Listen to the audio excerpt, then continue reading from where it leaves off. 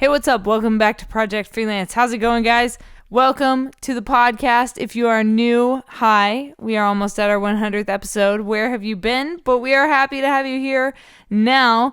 Thank you for joining us. This is Project Freelance. This is a podcast where I talk to you about freelancing. I bring on guests from different industries and they share their insights and their tips and tricks on freelancing. And this week on the podcast, I have Rob Haberman, and he is a concert and wedding photographer.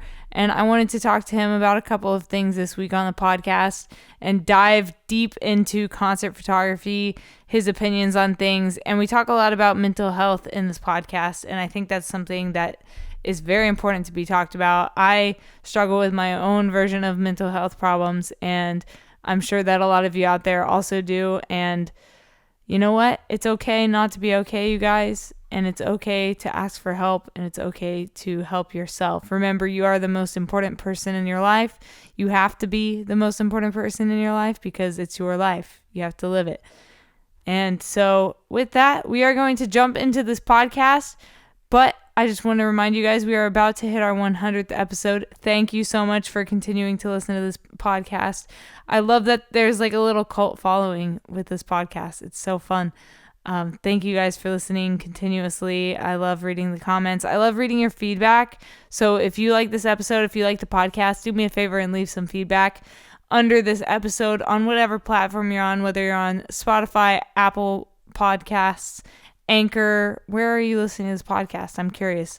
Tweet me at Project Freelance. I want to know where you're listening to the podcast at. But yeah, if you do dig what I'm doing here, please leave some feedback and leave a rating on the podcast. All right, let's jump into this episode. Rob, please introduce yourself and what it is you do to the audience. My name is Rob Haberman, and I'm a freelance concert and wedding photographer. And how did you get into photography? It's kind of a weird story. Ben Bruce, who is in Asking Alexandria, used to have this record label called KBB Records, and they, like, honestly, I don't even know how they got my email address. They, like, basically reached out and was like, hey, you have this, like, suicide nonprofit, and we have this band that, like, really likes that message or whatever. Can you come and, like, interview them at the Vans Warped Tour? I was like, yeah, that'd be sick. Like, and I had no concert experience whatsoever. Like, I literally didn't, or I mean, no photography experience whatsoever. I literally didn't even have a camera or anything.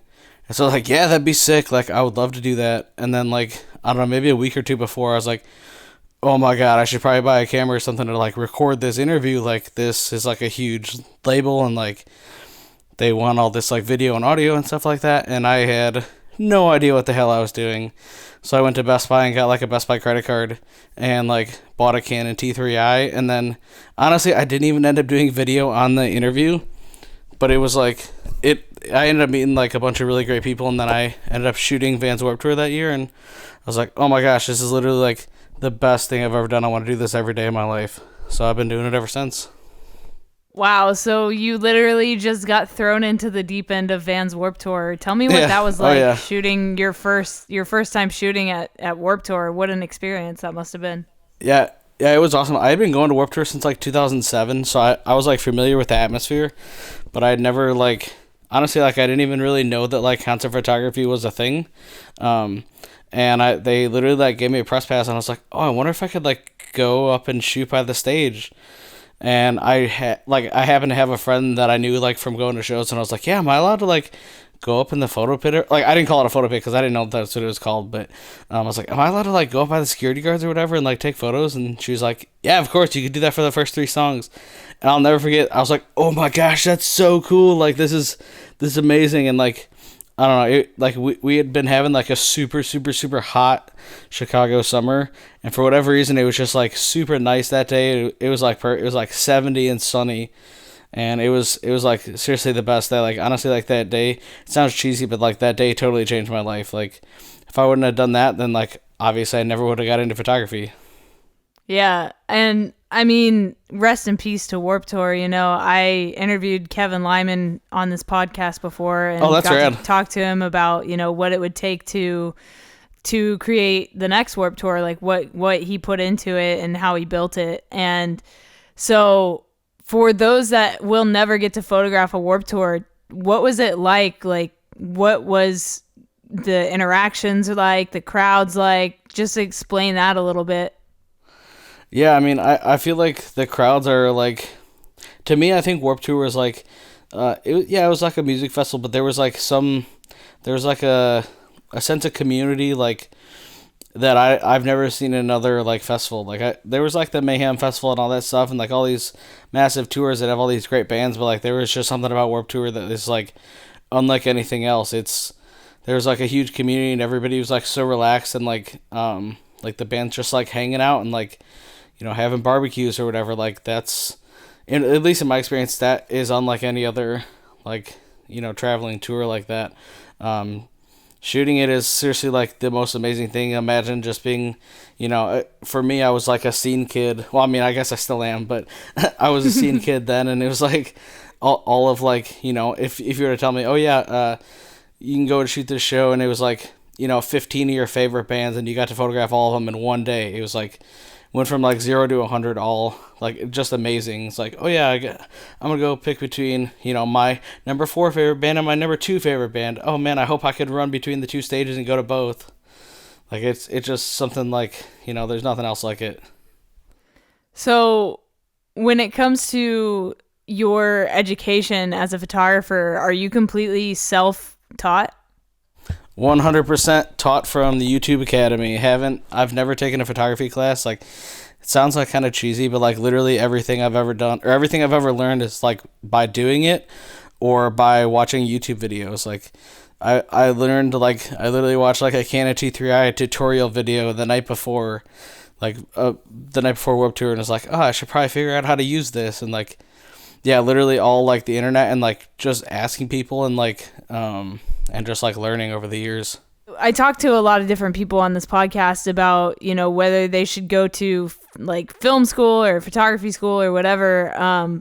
But for those out there that are trying to do YouTube University, who were some of the people that you watched on YouTube when you were learning? Peter McKinnon was like, he's like the big guy that I watch because he does photography and does like gear reviews and stuff like that. And then Jared Poland, Fro Knows Photo, he used to be more into like doing concerts and stuff, so he would upload videos on concerts. But yeah, his channel, I believe, is called Fro Knows Photo, like Fro because he has like a big afro. And yeah, he both of them still do a ton of content. Jared Poland more now. I think Peter McKinnon is actually doing like a documentary with like Angels and Airwaves or something like that, so I know he hasn't been like uploading as much, but yeah, honestly, like between the two of those, like that's like all I watch, like obsessing over, like even on like my break at work, like, oh, I got 20 minutes, okay, I'm gonna go watch 18 minutes of video. Yeah, Peter is definitely working on an Angels and Airwaves documentary right now. I just reached out to him through his Instagram email to see if he could do the podcast, but the email bounced back. So, like, if anybody out there listening to this knows Peter McKinnon, I'm trying to get in touch with the guy. Hook it up so I can have him on this podcast. I think it would be a great episode. But yeah, I also love their content. I think that Peter is doing amazing things, and I haven't checked out Jared's stuff, but I definitely will. So let's talk about some of your influences photography wise. Yeah, honestly, like she doesn't shoot as much anymore, but like Liz Peterson, I believe she's out of like Baltimore-ish.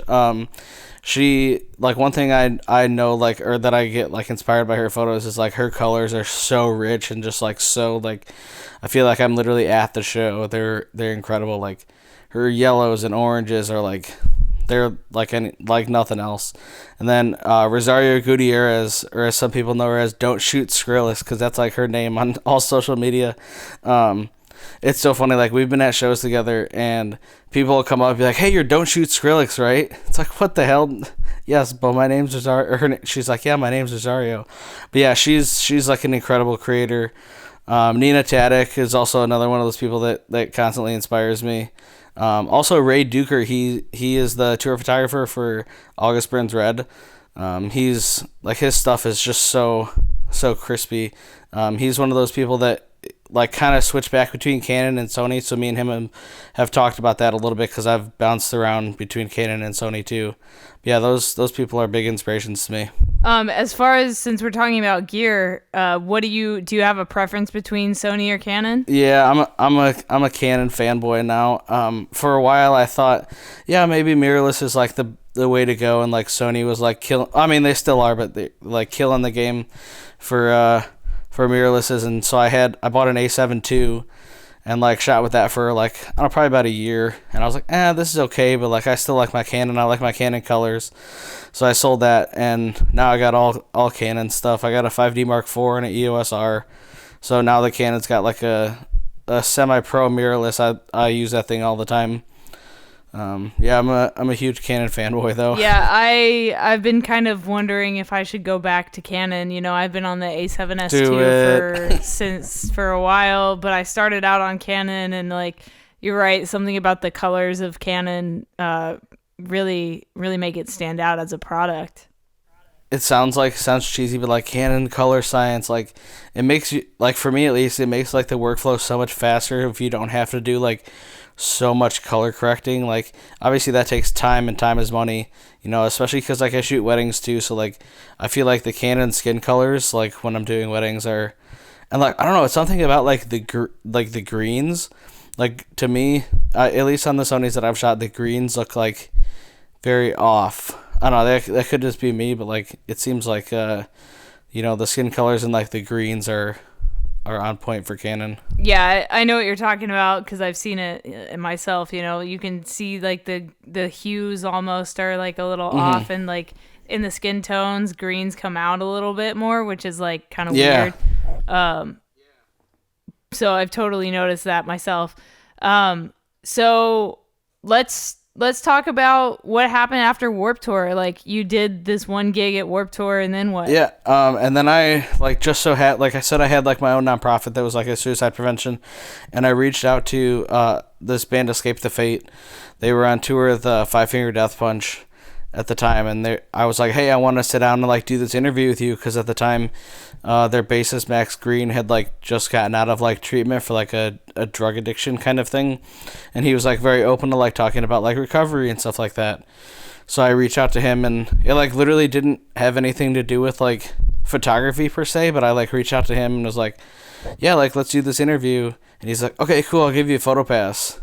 And so I ended up shooting, and I literally had no idea what I was doing. I was like shooting an auto and stuff like that.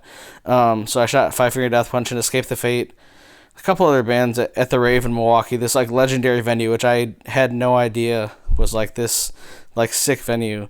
So I did that. That was like I don't know, maybe a couple months after Warped Tour, and I was like, man, that'd be like, I want to do this. Like, so like I said, I shot that show, and then like, okay, well, how do I go about like getting into more shows like this, because this is sick. Like, they gave me a +1. I brought my girlfriend. Like, how can I do this more? And so I just like started shooting. Like, it's weird, like most people like say like, oh yeah, start shooting local shows. It was honestly like the opposite for me. Like, obviously Warped Tour is like a huge show, and then like Five Finger Death Punch is obviously like a huge, you know, band, and I kind of did like it backwards. I shot like a bunch of huge bands, like a bunch of bigger not like local bands. I shot like nationally touring bands first, and then was like, oh yeah, I'm gonna start shooting like local bands because this is sick too.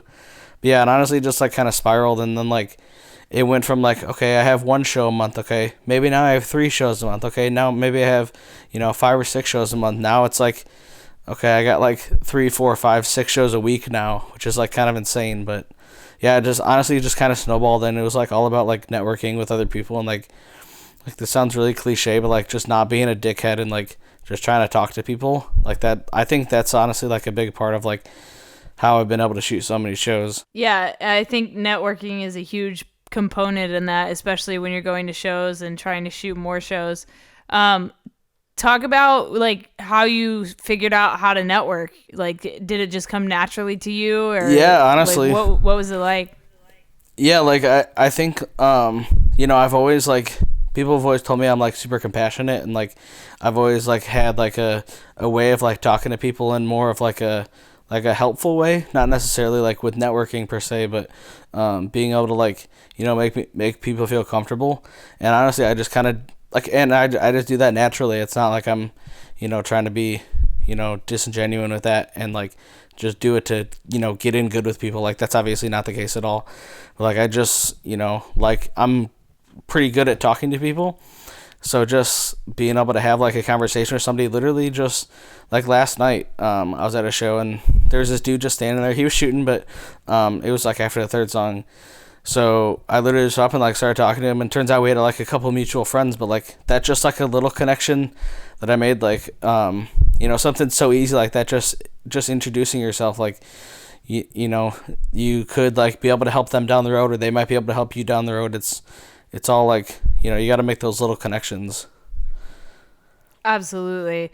Networking is so vital to freelancing. Like that's the best way we can get our names out there, So like with the music industry. Yeah, absolutely. Especially with the music industry. It's so small. So these gigs you're getting, where are you finding them? How are the bands getting in touch with you? Like, how does that process go when you actually get booked to shoot a show? So in the beginning, it was just like me reaching out to different, like, I would just go straight to the band's management or like their PR or whatever, even before I was like shooting for a publication. Because honestly, like at that time, there wasn't like the market wasn't as saturated, so they were more likely to give you a pass without a publication. Now it's like pretty hard to get a pass without a publication for any like, for the majority of nationally touring acts. Like they want to know that like they're gonna get like press coverage from this, that they're not just going to give you a ticket for free, but yeah, I just like reached out to like the PRs or management, and they're like, yeah, sure, come out. And then I'd send them all the photos after, and like most of the time they wouldn't even post them, or like half the time I wouldn't even get an email back, but I'd still just like try to make those connections and like follow up with them after, be like, hey, just want to make sure you got this, stuff like that. And then now recently, like I've been lucky enough to work like directly with venues. I'm the house photographer at the Bottom Lounge in Chicago, which is like this super sick venue. They have like a ton of shows there that I like.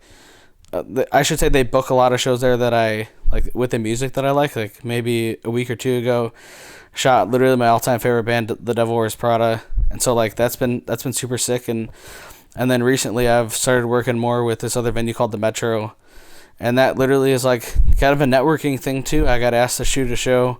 It was actually a Lollapalooza after show for a publication, and then just happened to run into the PR lady for the Metro after, and we just like got to talking, and then made that connection there. And she kind of was like, hey, do you want to come start shooting shows for us? And it's like, yeah, of course. Like, I love going to the Metro. I would love to shoot whatever show you want, and here's this and this that I want to do. And they have been very accommodating for that, which is I'm very lucky and appreciative of that. So let's talk about social media real quick. Talk about how social media has come into play when it comes to being a freelancer. I think it's huge, honestly. Like having like a social media presence, not even just for like photography, but like having like a social media like following can literally like get you a career and make you money, and like that's like that could be like a sustainable income. Like all these like we said earlier, like Peter McKinnon and Jared Polin, like that's their full-time job. You can make money like career money by uploading to YouTube. I think like it's very important. Some people will disagree that like, yeah, like you don't need to have social media to book gigs, but like honestly, a lot of the connections that I've made have been through Facebook or Instagram. Facebook, Instagram, or Twitter. Like just being out there and like posting your stuff constantly helps so much. Like every event that I go to on Facebook, every single one, whether I'm shooting or I should say whether it's a show or like, and any little thing, even if I'm like shooting a wedding, like I'll check into the venue, be like, oh yeah, shooting a wedding here, or like last year I did a wedding in Hawaii, so like I posted about that, and it's just like that little bit of like, people know that you're out there doing the thing, and they could see that, and there's like a constant history of like, okay, this person did this show, and oh, they're working with this person. Like I think that gives you more credibility. The more and more people see that, and then honestly, like, if you get your stuff spread around too, then that's, the more likely people are going to be to see your stuff and want to, hire you or take you out on tour or hire you to shoot their wedding or any of that stuff. For weddings and stuff, how'd you get into that? Honestly, like, I've always wanted to do it since I started shooting, or like, once I like kind of figured out what was going on, I wanted to do it because, as a lot of people know, there's not really a ton of money in music photography, which is fine. Like, it's not necessarily about the money, but like, obviously the income of wedding photography is significantly better than, most music industry stuff. So there was like obviously the draw from making more money, and honestly, like, just seeing people that are so like in love with each other and having them trust you on, what is essentially the biggest day of their life is just like awesome to me.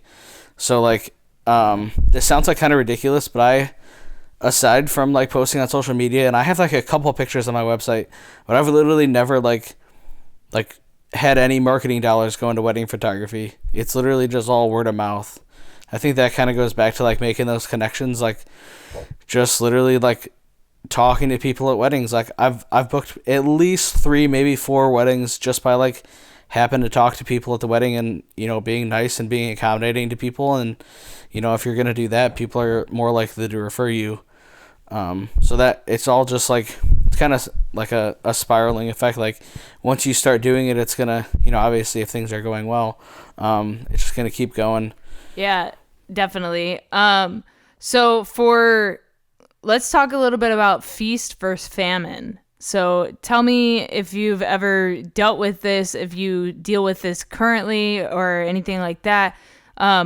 Feast versus famine, for those of you listening, basically is you could have weeks where you have a ton of work, and then you could have weeks where there's no work coming in. So, Rob, talk a little bit about that. Yeah, I think for me, that's like, I struggle with that a lot because I have a terrible tendency to overbook myself. And that is like, whether it be like just a couple weeks ago, I did 3 shows in a night, all not even close to the same venue. They were like half an hour away from each other. So like, I struggle with being able to coordinate that. And I feel like, for me, sometimes out of the year, I'll have to take like a month, maybe 2 months off. And for me, that's fine. Like, I honestly like get kind of burnt out on it sometimes, with the feast part, because yeah, I love doing it, but if you're doing it, 5, 6, 7 nights a week, you have to be careful that sometimes you get burnt out and you'll start to lose love for it. But, yeah, I try to not, I guess, feast too much. But yeah, that's definitely something I struggle with, is not overdoing it. Yeah, I think I have a similar problem, but I feel like sometimes even if I'm overdoing it, I feel like I'm not doing enough. Do you ever deal with that? Oh yeah, 100%. I feel like,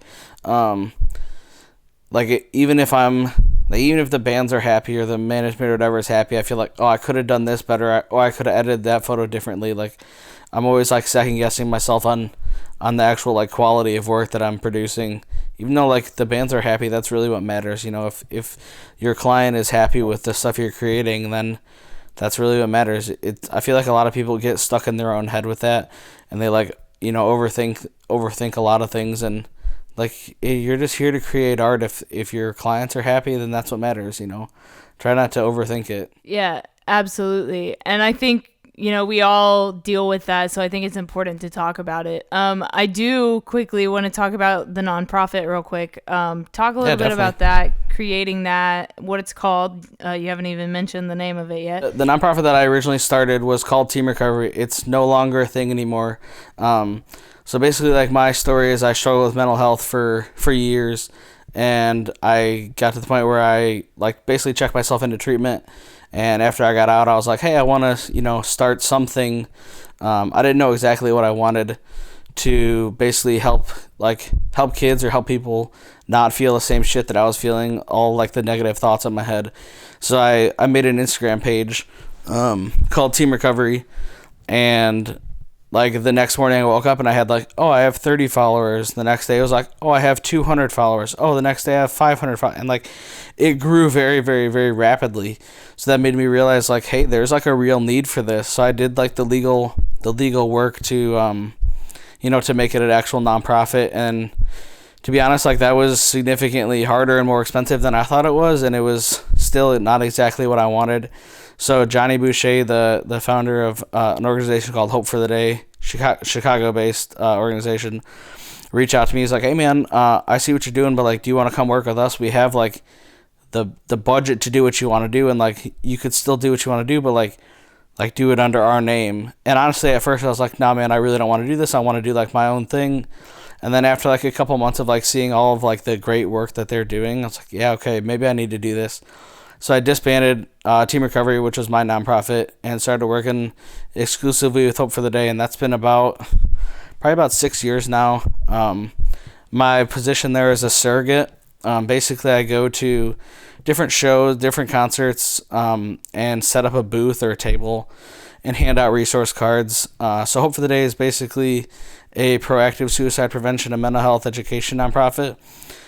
We are not like a crisis hotline or anything. We're literally just providing the resources for the people that are, those hotlines. And like, just our slogan is "It's okay not to be okay," and that's like, it's very simplistic, but it's very like accurate. Like the idea that like it's okay to struggle and that it's okay to like, not be 100% all the time is huge. And I feel like, especially like people in the creative field or like freelancers, I feel like a lot of people struggle with that, like especially with like self-doubt and like questioning like your quality of work or like constantly comparing yourself to others.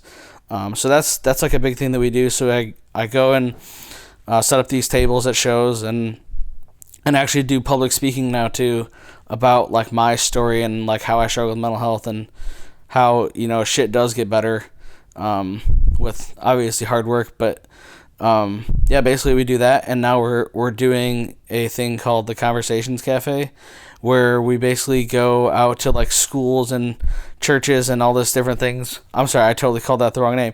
It's called The Things We Don't Say, not Conversations Cafe. But anyways, The Things We Don't Say is like a program where we go out and do mental health first aid training that basically like helps people understand the warning signs of somebody that might be going through mental health crisis, how to approach them, what to say, what not to say, that kind of stuff, and basically opening the conversation about mental health, because there's like a huge stigma there that people just don't want to acknowledge the fact that mental health is a very real thing and it affects a lot of people. So yeah, basically we're just trying to get the word out about mental health. Yeah, and I think it's important that you brought all this up, because we do struggle with, our own self-doubts, and a lot of freelancers also deal with mental health problems because they are in a very stressful type of work environment.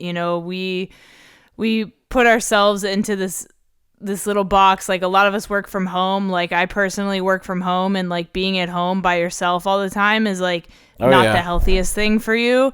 And like for me personally, like I just moved in with a roommate, so I'm like trying to like navigate that whole situation, and I'm like working from home and all that stuff. So it's like I just want people out there listening to know that it's okay. Like you said, it's okay not to be okay. We all struggle with stuff, and definitely I've lost jobs over my mental health, like I'm sure you can relate. I'm sure there's people out there that can relate. I've literally had people tell me they can't work with me until I get my like mental health in order, and it's like sometimes you just have to take a step back and reevaluate what you're doing, and just take a second for yourself and take care of yourself. I think one thing that I say to myself all the time when I'm getting down on my own thoughts is like I'm the most important person in my life. Like that's not selfish. Like you have to take care of yourself before you take care of others, or like before you go out there. And like if you're not right in your own head, or if you're not, in a good mental space or any of that, like it's going to be so much harder. You have to take care of yourself first. And like I know people that struggle with mental health, that's a very hard thing to do, because like I said earlier, like a lot of people have like self-doubt. Like you have to take yourself seriously, and you have to take your mental health seriously and put yourself first, or else shit's it's not going to work out right. how do you keep yourself positive whenever you're going through these doubtful times? Like, what are some things that you can do as a freelancer when you're struggling with, your self-doubt, you don't think you're good enough? Are there some like exercises that you can do, or like, can you help guide people a little bit there? Yeah. Well, for me, what I do, I think, like for helping my mental health is I do the public speaking, or I go out to these shows and talk to, essentially just random strangers. But something that helps me a lot too is like change up what I'm doing. Like obviously I shoot a lot of shows, but like if I'm kind of getting burnt out on that or like kind of down on my work, I go out and like try and shoot landscapes or like try and do street stuff. Like just changing up a little bit will give you to me at least, it gives me like a whole new perspective. And like I'll go out and like take street portraits, and like to me that helps me when I go to shows and like bands hire me to do like band promos. You're more comfortable talking to people and like guiding them, what you want. So like that's what I do, is like just go out and change it up, or either that or just set it down. Like I said earlier, there's been times where I just don't shoot for like a month or two. Like you literally have to take yourself, you have to put yourself first, because like obviously photography or like any creative thing is important, but like you have to take care of yourself first. Amen, brother. Thank you. I appreciate that. So you posted something on Facebook the other day, and I wanna bring it up. I want to talk about it. You said something to the effect that if you have a photo pass, you shouldn't need to buy a ticket. Where did this come from? What happened? And why did you post this on Facebook? Because I agree with you. I agree. Yeah. Honestly, never in my wildest dreams did I think that people were going to get so riled up about something that I thought was like, I don't understand why photographers would get mad about that. So basically my status said, PSA, a photo pass should count as a ticket, or something to that effect. Nobody should have to work or pay to work for free. So basically what I meant by that is that some venues around Chicago, you have to get a photo pass, and then they either expect you to buy a ticket or be on the band's guest list. To me, if you have a photo pass, obviously the band is either hiring you or want you there. Why should we also have to buy a ticket? And also, like, let's be honest, like for most smaller like publications, they don't have a budget, or they are not going to pay for a ticket. That's just like the nature, at least in my experiences, that's like the nature of how it goes. So like my thing was like, okay, so say I got approved to shoot a show, why should I have to pay to now give this band or this venue or whatever, this management, free content? That was like what I was getting at, because it happened at a show the other night. They gave us a VIP pass. It was me and one other person. A VIP pass, a ticket, and a photo pass. So we went in and did this interview. Came out and like went and got food, because it was like way before the show. Came out, went and got food, and then when we went to go back in, they wouldn't let the other person back in because they didn't have a separate ticket. We only had the one ticket and a photo pass, and then the VIP. Well, apparently that photo pass didn't count as a ticket. So now this person that was supposed to be writing review and doing stuff for the show, that I'm not sure if they got hired, but basically that we were, writing a magazine article about this band and this show. Now she can't get back in because the venue decided that, oh yeah, now they got to buy a ticket. Like, to me, that doesn't seem right. Yeah, I guess like, and somebody's like, a couple people like chimed in the Facebook thing and said like, oh yeah, like management have to pay for guest list spots, and like, and honestly, I have never heard that. If I'm wrong in that, then like feel free to correct me, but I've never heard that like management has to pay for guest list spot, or like the band has to pay for guest list spot. I could totally be wrong in that, but the way that I look at it is like, yeah, if you're going and providing, content or like videos or some sort of media or something, then you shouldn't have to pay for that. Your work, everybody's work is valuable. You know what I mean? Whether or not you get paid or not, that's between you and the band, or you and the management or whatever. Obviously not everybody has the luck of getting paid for everything, and that's unfortunately the nature of the beast. But I was literally just trying to make a point that people shouldn't have to pay pay as in buy a ticket to the show to work and not get paid by a publication. Yeah. It's always going to piss off some people, but I agree. I mean, Yeah. I think if you have a photo pass and you're there to work, I think that Yeah. that should count as you're in. And I mean, I've been to arena shows where you have your first 3 songs and then you can either wait outside or you can go watch the rest of the show in a seat. Like they give you a ticket. And Yeah. I've also never heard of management having to pay for guest spots. That's something Yeah. I've never heard of. I haven't either. So I'm not really sure where that came from. But 2 separate people said that too, one on Facebook and one on Twitter. So I don't know if that's like maybe in some different genres or something like that. I don't know. The only other time I've ever had like, I guess not even like an issue, but it's been like a Live Nation thing with bigger shows. They clearly tell you that they're not giving you a ticket. And you have to meet at like, let's just say meet at gate 2, and they have like a media person that literally walks you from the outside gate down to the photo pit, and then after you're done with the 2 or 3 songs or whatever, then they walk you back out. Which like, I know that I can't blame that on the bands or their management. I'm almost 100% positive that that's a Live Nation thing. Why they do that, I'm not 100% sure, but I mean, I guess there's probably a reason for everything. Live Nation just does things a little bit differently. Yeah, something that I don't necessarily agree with, but I mean, it is what it is. It's not like you're gonna change. It's not like you're gonna change their policy. Yeah.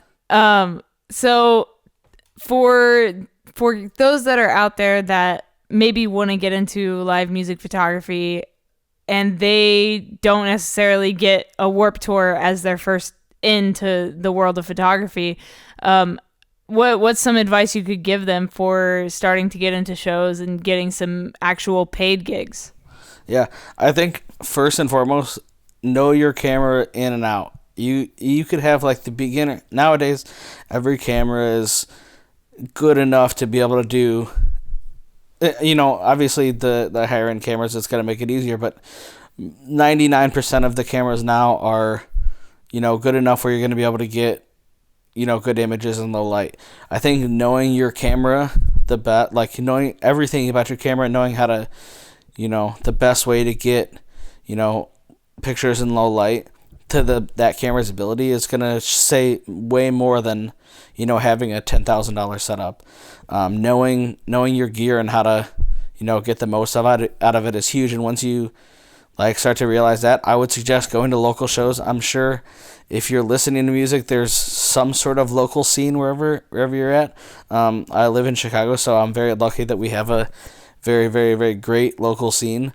So honestly, I would just suggest reaching out to local bands.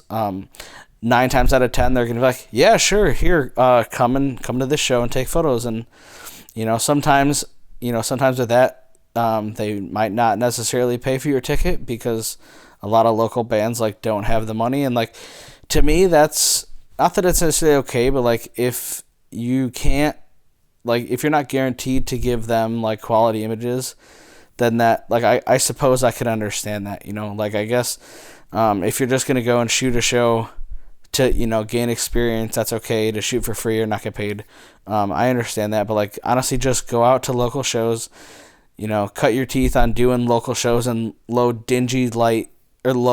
light dingy bars and stuff like that. Honestly, some of my favorite photos I've ever taken are at 10,000 ISO and a 40th of a second. I don't know if that's the exact numbers, but you know what I mean. Some of my favorite photos are in these teeny dive bars that are ended up being super sick shows. And sometimes you never know what that connection's gonna make. I literally was shooting an 80s disco party that honestly I wasn't super hyped about, and I ended up meeting the owner of the venue next door that had who did they have? Oh, they had Against Me playing, and he was like, yeah, I seen you shooting in there, why don't you come and shoot Against Me? And I was like, oh, that'd be sick. So just little connections like that, going to local shows and networking and being able to make these connections and slowly gaining more knowledge about your camera and photography, and obviously eventually upgrading gear and I think that's how. And then once you're like comfortable with that, and you basically build a name for yourself, and you can create recognition for being a photographer, then bands are going to be more likely to pay you if they know that you can create quality stuff consistently, and they know, hey, you've worked with this band, or you've worked with this band. Oh, they said you were really fun to work with, or you were a pleasure to work with, or they really liked your stuff, they recommended you. It's all about like making those little connections, and that's like, I don't know, that I think that's how you could like start making money is once you're like have a name for yourself in the local scene. Exactly. Growing your name in the local scene is one of the best ways to, start promoting or to start getting business. You just have to get out there, and people have to know who you are. And like Rob was saying earlier, social media can help a lot with getting your name out there. And, now there's things like local ad space marketing online that you can even like throw some money into if you want to get into it even more. If you're trying to do like stuff on a local level, look into like Instagram ad tools and Facebook ad tools and all that kind of stuff. If you have the money to do that. Obviously, if you're just starting out, you're not going to have the money to do that. But it's just another way to grow your business in general. So have you ever been on tour? I have not. I did. There was this band, actually the band that got me the first Warped Tour gig. They were an opener for Mushroom Head, like maybe 3 or 4 years ago. And they were like, yeah, why don't you come and like take some photos at these shows? You could like ride in our van. And I was like, oh shit, that'd be sick. Like, and honestly, like I was still pretty new at it. So I was like, I've never done anything like this. This would be awesome. This is going to be huge. And then like 2 days before, they were like, yeah, so management said you can't ride in the bus, but if you want, you could just like follow the tour.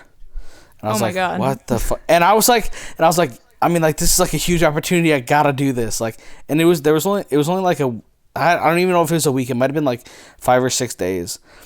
And I was like, yeah, you know what? Fuck it. I'm just gonna do it. Like, whatever. I'll sleep in my car. And like, that was like so dumb. Like, I should not have done that. Shut up. You did it?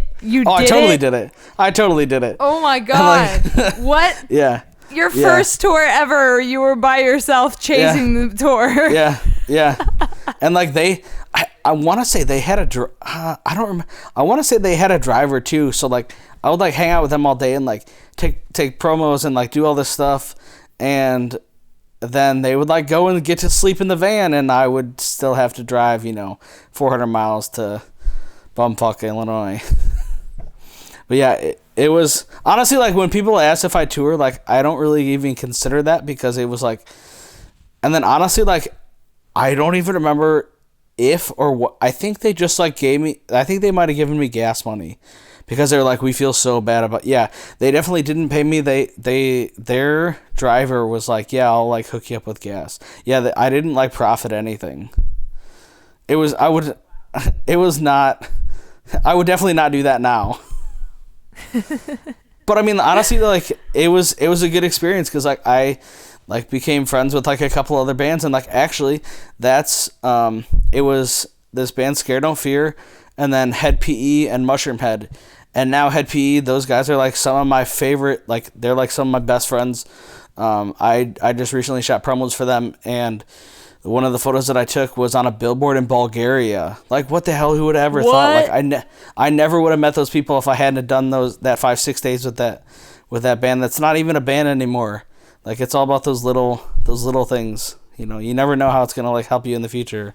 Wow, I can't believe you did that. I can't believe you actually did it, man. That's honestly, great. I honestly like kind of forgot about it until you asked. I'm like, oh shit, yeah, that's right. I guess I did do that. We've all done little weird things like that, man. I mean, we've all put ourselves in really uncomfortable positions to try to, make a connection or whatever. I mean, the first tour I went on, our van didn't even have a heat shield in the floor, so our feet were burning up the whole time. We had holes in our socks. It was the middle of winter. The band ended up breaking up in the tour. Like, oh my God. Oh my God. That's awful.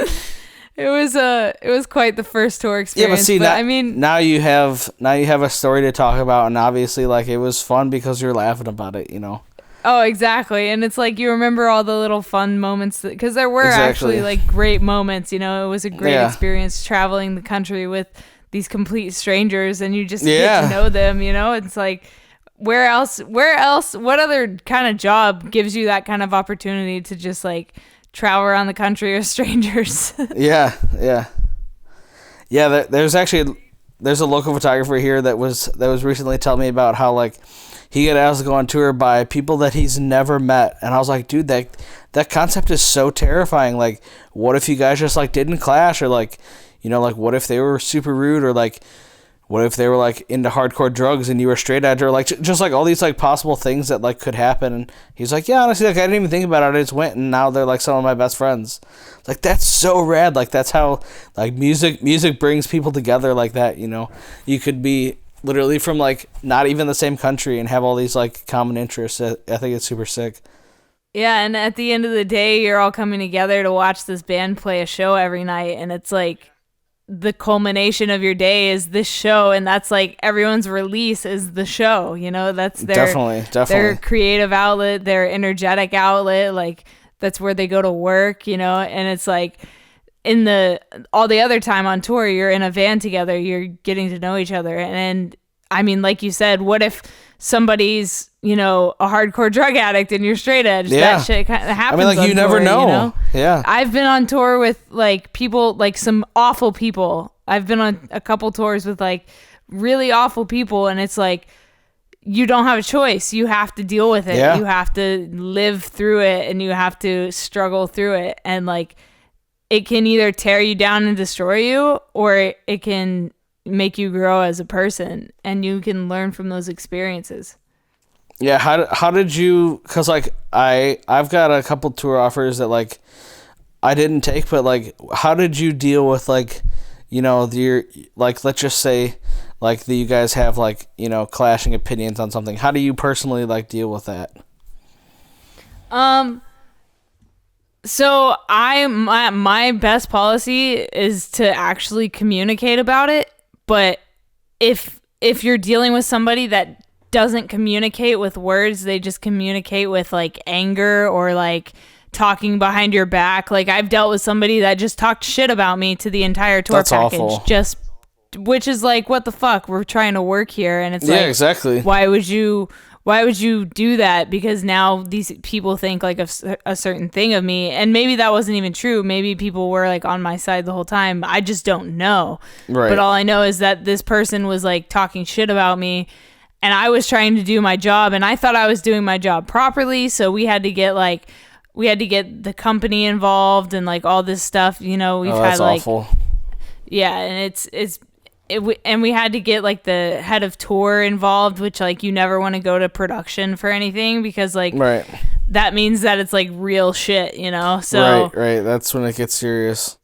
yeah, and I mean, talk about like mental struggles, mental health on the road, like that will seriously break you down, and you have to live with these people and you're not getting along with them. Like imagine, you know, like, and like I said, you just have to go through it, and you just have to try to survive it and just communicate. And, you know, like some people, like I said earlier, like don't want to communicate. They just want to be angry about it.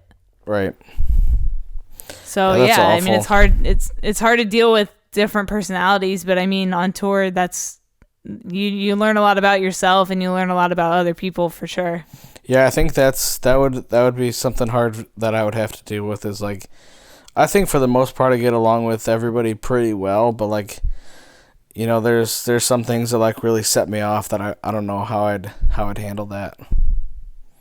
Yeah, you definitely learn how to cope with different personalities, but it can definitely be hard. It's definitely one of the harder things of tour is, you know, dealing with that. It can tear down an entire camp, you know, just having one fight can tear down the entire camp. So it's hard to explain tour, but it's got its ups and downs, just like any other thing in life, you know?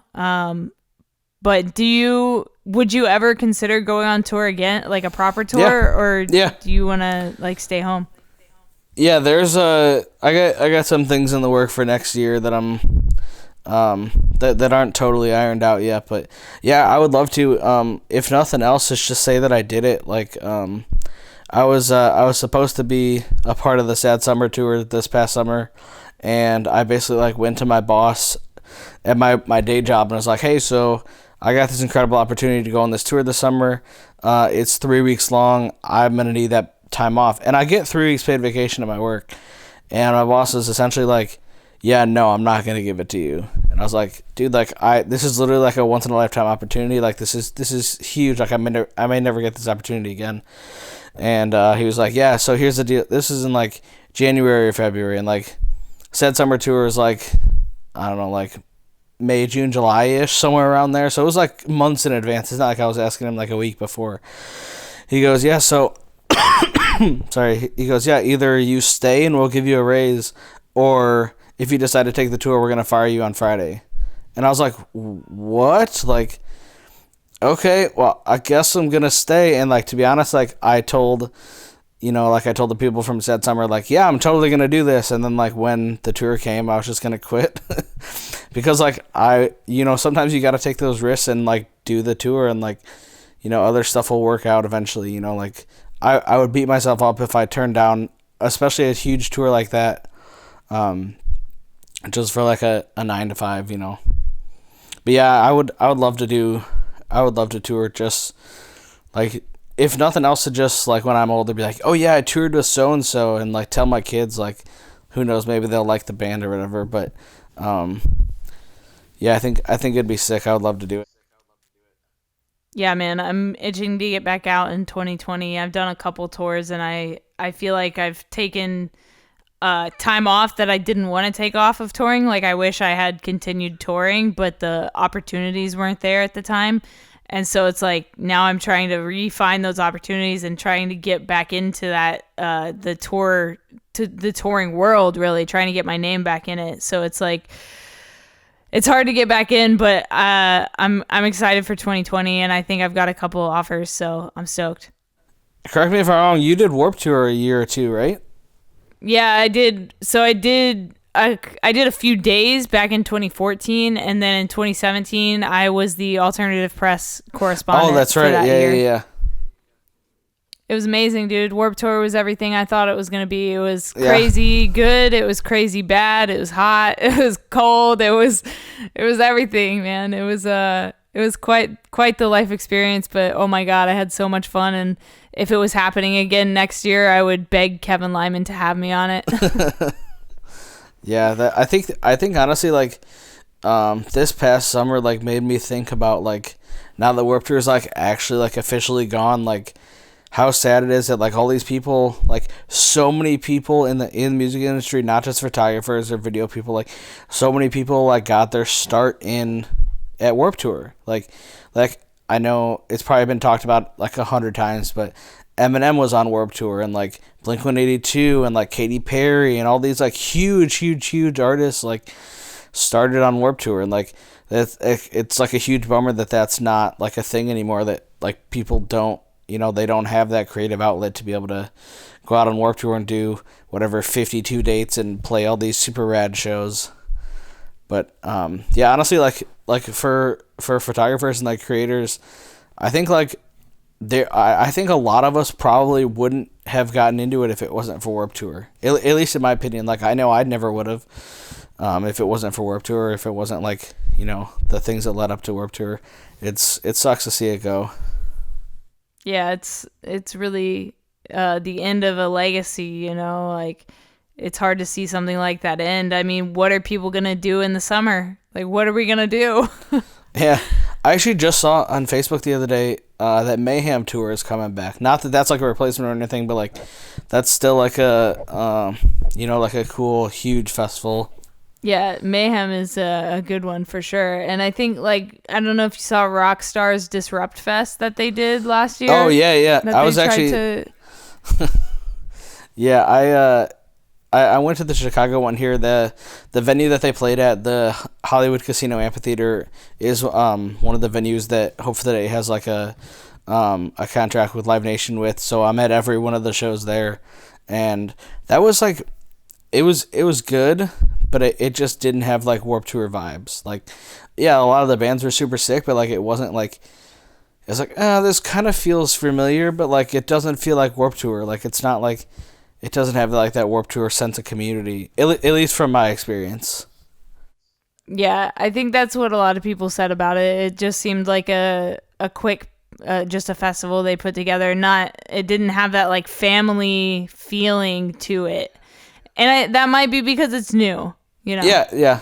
I feel like Warped Tour probably, if I had to guess, probably wasn't like it was at the end when it started. I feel like there probably wasn't that huge sense of community because, like, obviously all these people that have been doing, 15 or 20 or whatever years of Warped Tour, they've like grown huge relationships with all these other people that have been doing it, and I think that's like a huge part of like what, like the community aspect of it. Obviously, with Disrupt Fest being the first year, most of those people probably don't have the connections with the other people.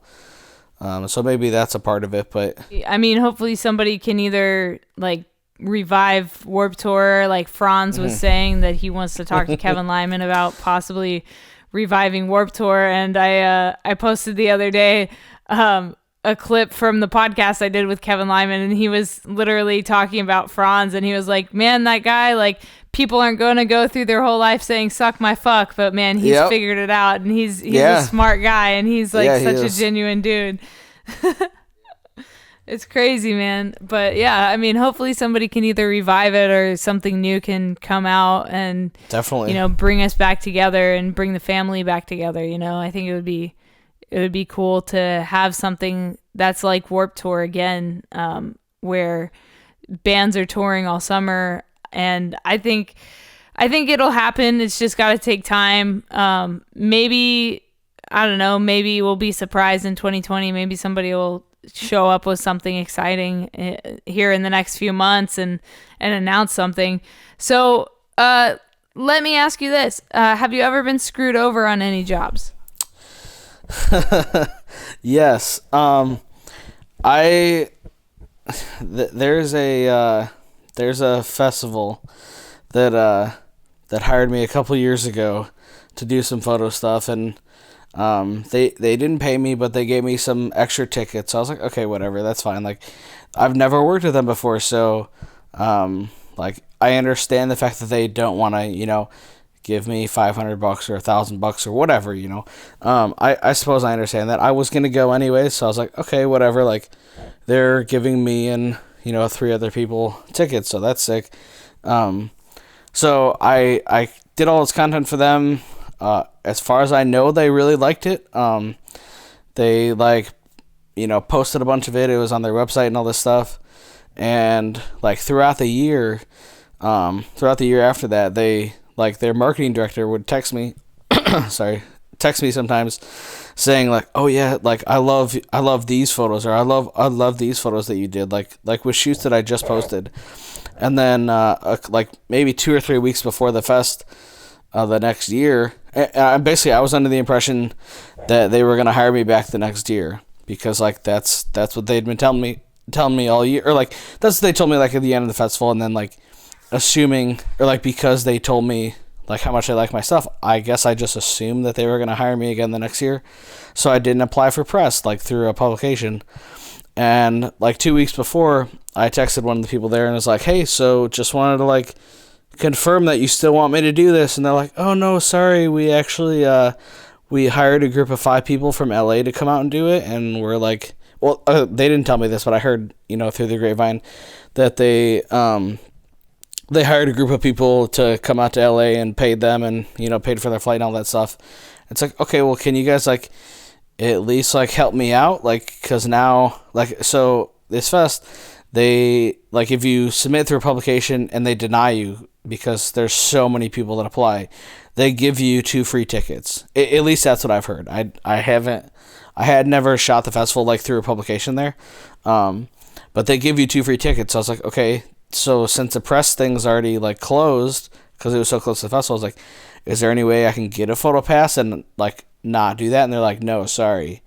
I was like, okay, cool. Like, I guess like, is there any chance like you can like honor a ticket, because like, that's what happens if I were to apply through press and I were to get denied. And they're like, no, sorry. And I was like, okay, what the hell? So now I got to spend, $200-ish to go.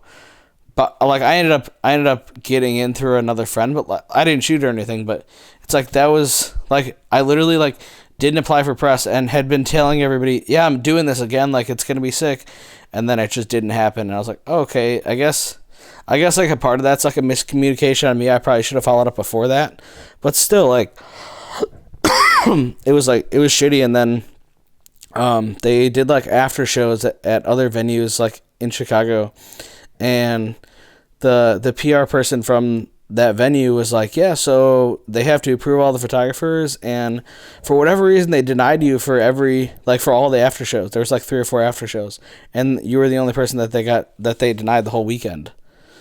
And I was like, yeah. And I was like, oh, okay, I don't know who I pissed off, but like, wow, I didn't mean to, you know what I mean? So like that wasn't necessarily like I didn't necessarily like lose money on that, but it was like, okay, so like that's like really shitty now. And the thing that sucks about the after shows is like I was getting hired, like I was getting paid, and then I got denied. So it's like, okay, so like what do I do now? You know what I mean? Like that's, to me, that's not cool. But I don't know, that happened, and then there was another a company that will remain unnamed that was known for not paying photographers or videographers that had me out to shoot a show and never paid me for that, and then asked for the high-res file of one of the photos because they wanted to use it as a tour poster. And in our agreement, it said that we would agree on a price for whatever it was. So I told them a price.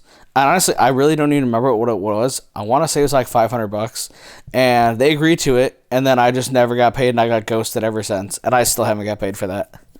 Whether they used it or not, I don't know. But I sent them the file. Yeah.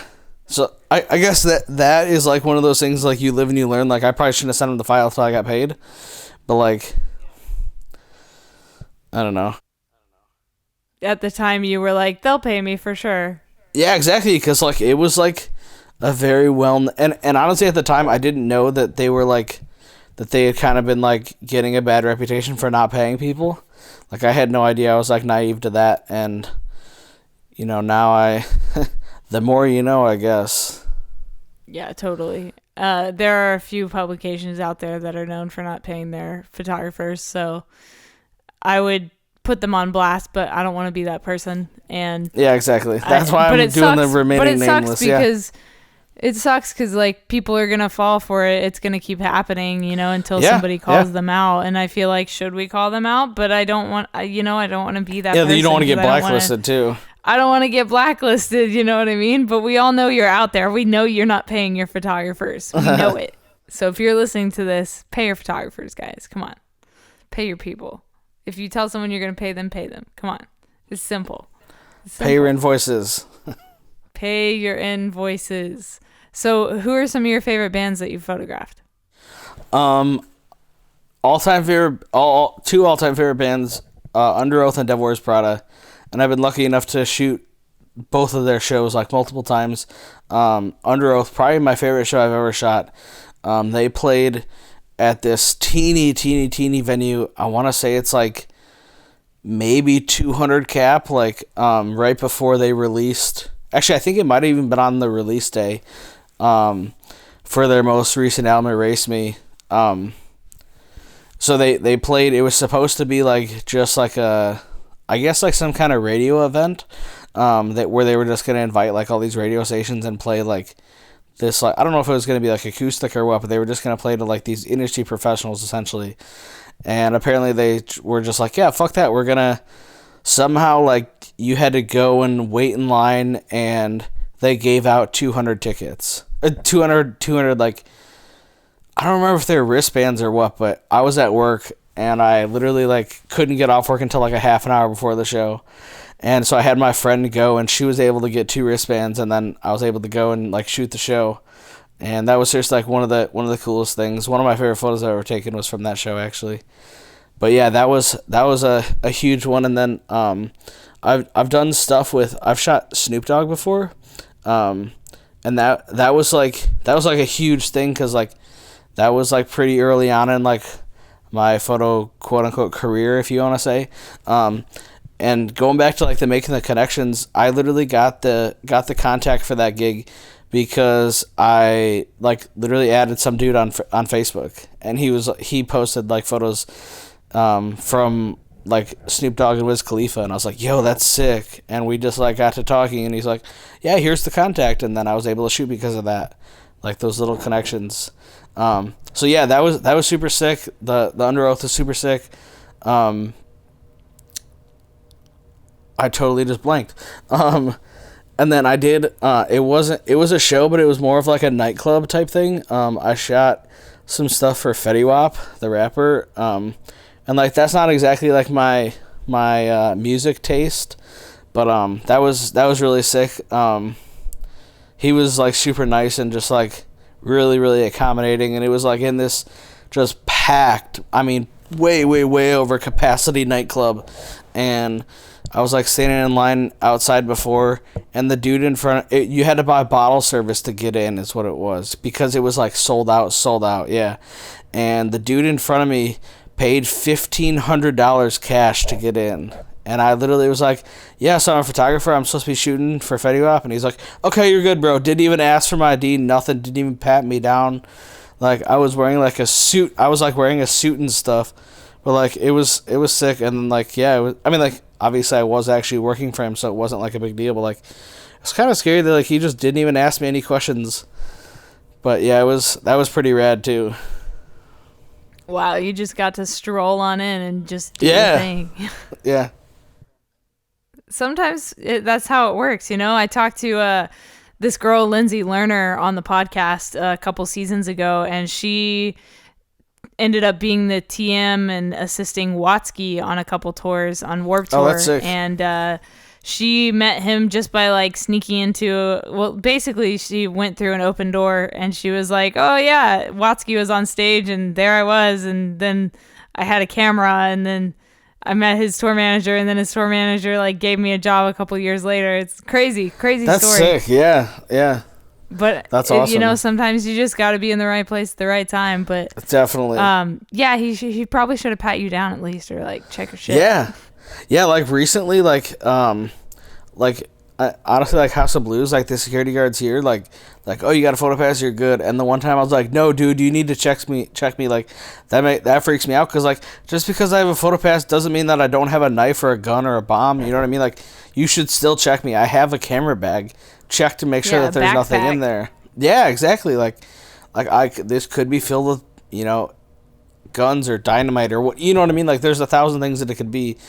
You should check me. Just because I have a photo pass doesn't mean that I'm not, you know, like, that shouldn't give me a free pass. I mean, yeah, they should just be more thorough. I've also talked to like security guards on here, and they can't stress enough safety at shows, and how, and especially like other countries like in Europe, they're a bit more lax on like security and stuff. And so it's like, I can't imagine trying to just, you know, go on a tour in a foreign country and then they don't even do security at most of their shows there.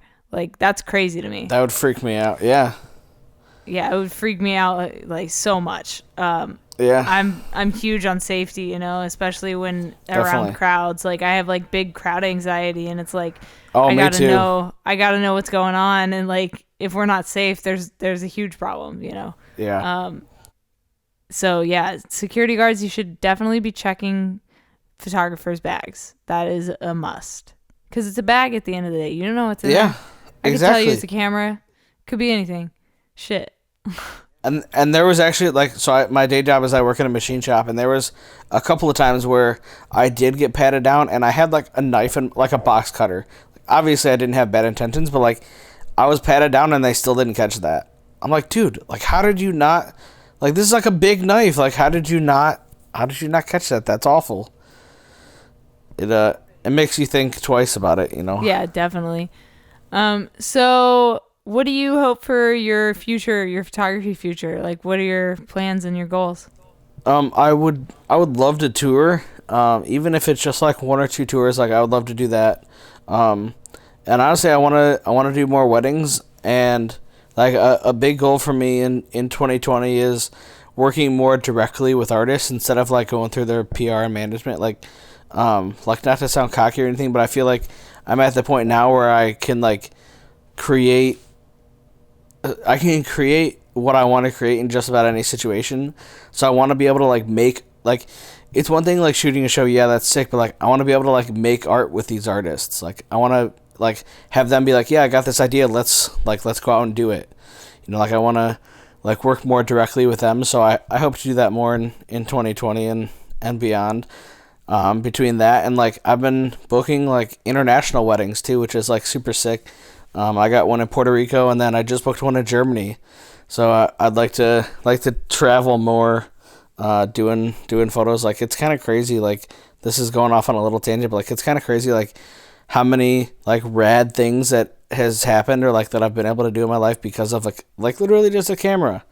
Like I've been able to go to Hawaii. I've been able to meet so many friends. Like all these different amazing people in my life is all just because of a camera.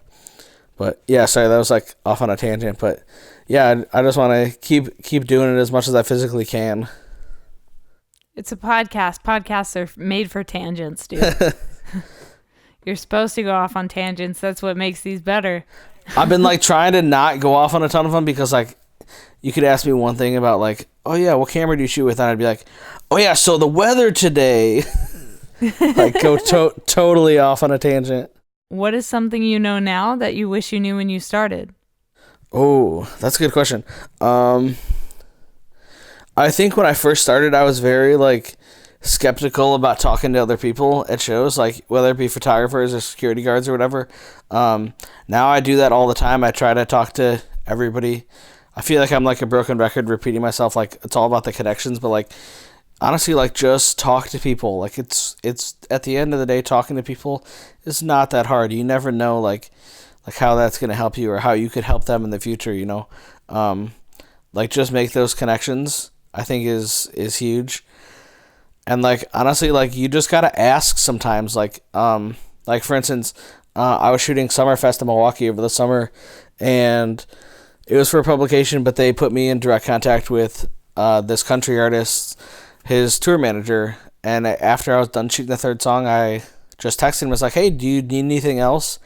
And it ended up being they let me shoot from stage the whole time, and then I did like a quick portrait session, and then they asked me about my availability for tour. So like sometimes it's literally just like about asking, because like, okay, what's the worst thing they could have said? The worst thing that he could have said to that was, no, we're good, like thanks for the photos. Like just asking and like being available, making yourself available is like huge, because sometimes they need content. What if they don't have a content? Like what if they don't have somebody on tour? They're looking for somebody. You know, just putting it out there and offering it and being like confident in what you can do, I think will get you so far. Absolutely, man. And thank you for that. That was a great answer to that question. It's my favorite question to ask all of my guests because the answers are always so insightful. You know, we learn a lot throughout our careers, and it's nice to it's very inspiring to hear that kind of stuff. I actually have one more thing to add to that. It's just, it sounds kind of ridiculous and probably like isn't like what I should be saying, but like if you act like you know what you're doing, 9 times out of 10 people won't question you. Like there's been times where I've literally just pretended like I was supposed to be there, but like I didn't have the proper credentials or whatever, like physically on me. I was like shooting. Okay, so I was shooting this show a couple days ago, and I had AA, but for whatever reason, the sticky came off of me, and I literally just acted like I was supposed to be there, and nobody said anything. Like if you act like you're working and you're being like a professional, for me at least, 9 times out of 10 people are gonna like, you know, respect you and like take your word for stuff. Yep, you're totally right. I did a show a couple weeks ago, and I was supposed to have PhotoPass, all the passes I needed. I was supposed to have everything, but I ended up getting none of them. Love because that. like they didn't have them, or like they were with this person, or they were supposed to be and I had to go to this gate and this gate, and I was like, you know what, fuck this, and I just like met the escort, and I was like, hey, I'm here to shoot the show.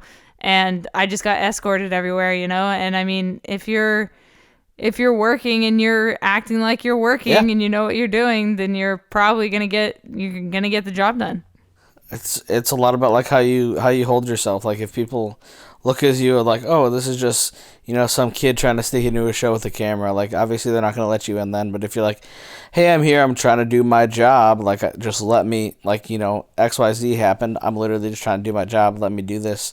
Like in my experiences, they've been pretty cool about that. Cool. So if people want to find you, ask you questions, hire you, where can they go? What can they do? How can they get in touch with you? My socials are Rob Haberman, HAB as in boy, ERMAN, and then photo. And yeah, and then on Facebook, it's just Rob Haberman Photography. And then my website is just robhaberman.com. Pretty easy. No branding, just the name. All right. We are one step closer to episode 100. Thank you guys again for listening to this episode of Project Freelance. I truly appreciate you taking the time out of your day, night, weekend, commute. I appreciate you. Thank you for listening to Project Freelance. Without you, there wouldn't be a podcast, because why would I be doing this if nobody was listening to it? Why? That would be the saddest. So thank you for listening to my voice every single week. I appreciate it. And I hope that this podcast helps you guys. I hope it helps you in some way. And it has helped me, and it's helped me network, and it's helped me build relationships with people that I never thought I would have relationships with. So thank you guys for allowing me to do this every week and letting me broadcast it into your ear holes. This is going to be on the internet forever, and that's crazy to think about. I've done so much content. I've made so many things. I've taken so many photos, made so many videos. I've written so many blogs. Like, I've made so much music. I've done so many music covers. I've done so many things on the internet, and I've been doing this since I first got MySpace. I've been doing this forever. And so I think the internet is always somewhere that I will find myself at home, even though I'm putting myself out there, for the world to see, but I think it's that connection that I crave. And, I wish that somehow we could all just meet up every week and do this podcast in person. I need to get out of the house more. Definitely. So maybe in 2020, I'll do some podcasts with people in person, and yeah, we'll see what happens. But thank you for listening. I'll chat with you guys next week on Project Freelance. My name is Kay Anagonio. You can follow me at Kay Anagonio on Instagram and Twitter. All my links will be down in the description. And I have a book out right now called No Tracers, an Urban Explorer's Diary. It's about abandoned buildings and the places I explore, and it's got really cool photographs inside. So if you guys want to pick up a copy, that would be sick. It's a really cool book. I'm really proud of it. So yeah, thank you. All right, talk to you next week.